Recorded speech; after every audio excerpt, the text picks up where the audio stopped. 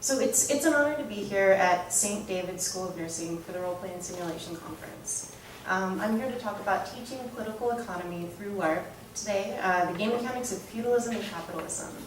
And so far, watching everyone else's presentations, it's great to see so many dovetailing methodologies, so many approaches that will make sense for this coursework, which is currently under development. So I'm really excited to hear from folks if you have ideas, if you have learning experiences you want to share from LARPing in your own classrooms.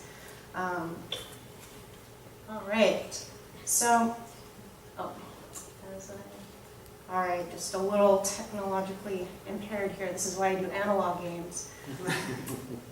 So this is going to be a course that draws from several disciplines. We've got critical theory, we've got game studies.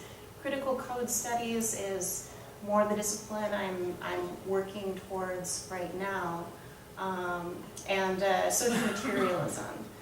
So project details, this is in development with the Critical Code Studies Lab at USC. It's a strategic comparison between pre-existing play structures in LARP and power structures in political economies, with the premise that LARP allows students to experience the game mechanics of political economies from a subjective level, from a psychological level. The goal of this course is to show students what it means to move from one type of subjectivity with a political economy constructed around it to another, from the soul of the Middle Ages to the liberal human subject and the institutions that exist around those spaces. So right now, working to build up the syllabus, really, really excited to be working on this project. So some of the things we're going to talk about, basically LARP, the syllabus, and why teach this way. So in my analysis of live action role play, I've been working towards dividing play structures based on where characters are looking in finding the non-real aspects of the game, the diakinesis. In some LARPs, you have a centralized figure that's creating the non-real aspects. You have a storyteller, or you have a story that's been written before the game. In other LARPs, you have an aggregate system for dispersing at least some of those roles. My basic starting point for this analysis, 2 years ago at the Living Games Conference, I was subjected for the first time to freeform LARP. And I almost had a panic attack. Coming from a campaign LARP, coming from a Pacific Northwest LARPing background, I was so used to having those rule structures to rely on. And suddenly having someone not just tell me what to do, but what to feel, what my character was thinking, that was really weird, to say the least. And I felt almost an invasion of my character's subjectivity in this really compelling way that I found myself thinking about quite a bit in the last 2 years. So this work is looking at how is freeform LARP different than campaign LARP for the most part, but how is an authorial play structure different from an aggregate play structure? You're getting in the authorial and the campaign LARP, you're getting a more cohesive storyline. You're getting an author or authority-based centralized power, a performative power dynamic, in which players and the storytellers and players in each other are in this performance with each other and basing the play structure, the power structure of the game on that performance. With a focus on storytellers, often directing characters. This isn't the case in every freeform, but that's the way things often play out. Versus aggregate LARP, where, to jump to the bottom, storytellers are focusing on creating interactive environments. There is a strong pushback in the campaign LARP community and the aggregate community against having someone tell them what to feel. They want to feel they're a free agent in a rules-based system. If you have a non-real thing that's happening in an aggregate LARP, you want to throw a fireball at someone, you're not looking to the storyteller to determine if that's what's going to happen. You have a rule book, you're looking to the rules. There's codic fluency in the rules that allow you to commit that non-real event and have it be accepted socially. And it was very exciting talking to some folks in the car on the way here this morning who are developing a consent-based system for how to do that. So I'm really excited about power systems in deciding the non-real events happening in the LARP. So in translating this to a syllabus, how do we take these LARP forms and plug them into teaching political economy?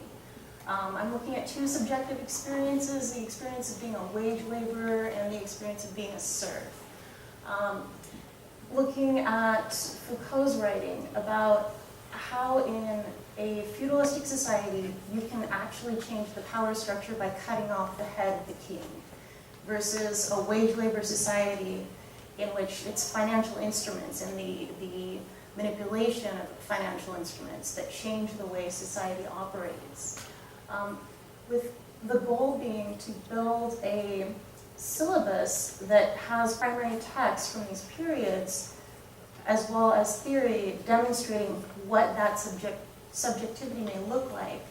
One of the main features of this course is not designing any new LARPs, but rather drawing upon LARPs that are already in existence. So working with freeform LARPers and campaign LARPers in the Bay Area, which is where this is supposed to be taught. There's a very strong campaign LARP community in San Jose that we're initially talking to about having students drop in on the class with the goal of having students write their reflections on that experience using these texts as analysis. So, finally, some simple stuff we all know. LARPing just creates an amazing way for students to understand subjective experience, but also in this specific instance, looking at the mechanisms of political economy, looking at how the culture of a game environment arises from political economy, ultimately helps LARPers helps students become players, become LARPers, helps them understand what it means to have a constructed environment. Also lending visibility to contemporary political economic structures.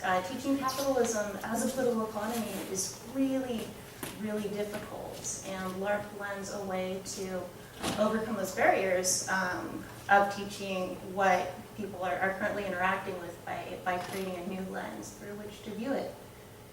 So, in conclusion, I think that one of the big things coming out of this initial research actually is just the third one, the role of consent in reframing the difference between power and play.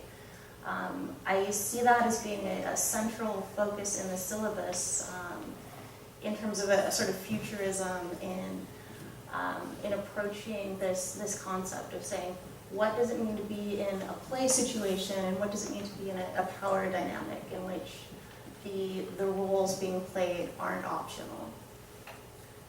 All right, so in conclusion, please confront me in the hallways. I'm excited to talk about about suggestions for the syllabus. It's under development to be taught in the fall. And thank